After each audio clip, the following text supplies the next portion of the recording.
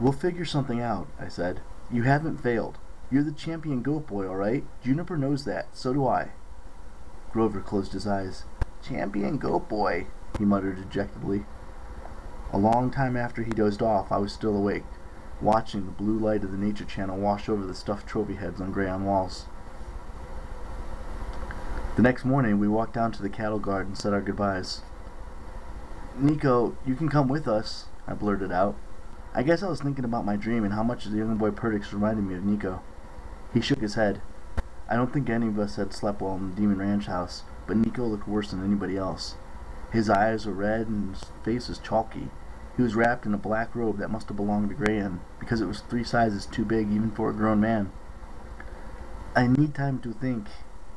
His eyes wouldn't meet mine, but I could tell from his tone he was still angry. The fact that his sister had come out of the underworld for me and not for him didn't seem to sit well with him. "Nico," Annabeth said, "Bianca wants you to be okay." She put her hand on his shoulder, but he pulled away and trudged up the road towards the ranch house. Maybe it was my imagination, but the morning mist seemed to cling to him as he walked. "I'm worried about him," Annabeth said. "If he starts talking to Minos' ghost again." "He'll be all right," Riordan promised. The cowherd had cleaned up nicely.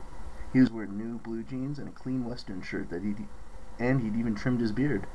He'd put on Graham's boots. "The boy can stay here and gather his thoughts for as long as he wants. He'll be safe, I promise."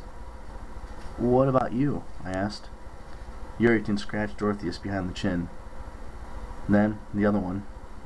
"Things are going to run a little different on this ranch from now on. No more sacred cattle meat. I'm thinking about soybean patties, and I'm going to befriend those flesh-eating horses. Might as well sign them up for that next rodeo." It made me shudder. "Well, good luck." "Yep." Riordan spit into the glass.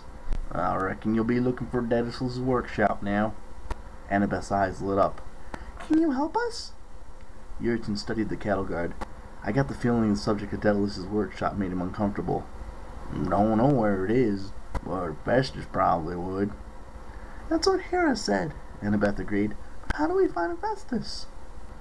Riordan pulled something out from under the collar of his shirt. It was a necklace. Smooth silver disc on a silver chain. The disc had an impression in the middle, like a thumbprint. He handed it to Annabeth.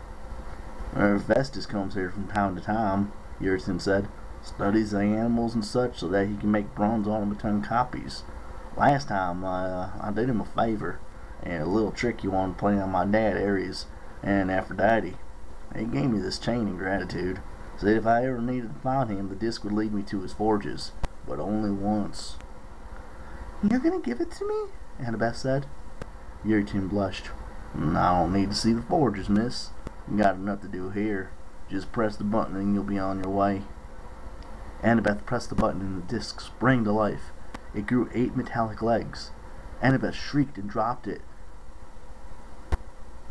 "Spider!" she screamed. "She's a little scared of spiders," Grover explained. "An old grudge between Athena and Arachne." "Oh," Riordan looked embarrassed. "I'm sorry, miss." The spider scrambled up to the cattle guard and disappeared between the bars. "Hurry!" I said. "That thing's not going to wait for us." Annabeth wasn't anxious to follow, but we didn't have much choice. We said our goodbyes to Riordan. Tyson pulled the cattle guard off the hole, and we dropped back into the maze. I wish I could have put the mechanical spider on a leash. It scuttled along the tunnel so fast most of the time I couldn't even see it. If it hadn't been for Tyson and Grover's excellent hearing, we never would have known which way it was going. We ran down a marble tunnel, then dashed left and almost fell into an abyss. Tyson grabbed me and hauled me back before I could fall. The tunnel continued in front of us, but there was no floor for about 100 feet. Just gaping darkness and a series of iron rungs in the ceiling.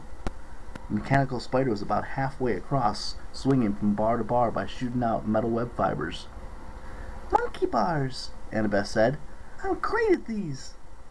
She leapt onto the first rung and started swinging her way across.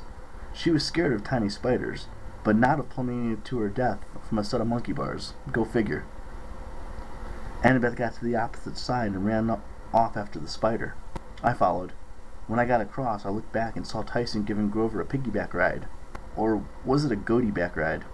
The big guy made it across in 3 swings.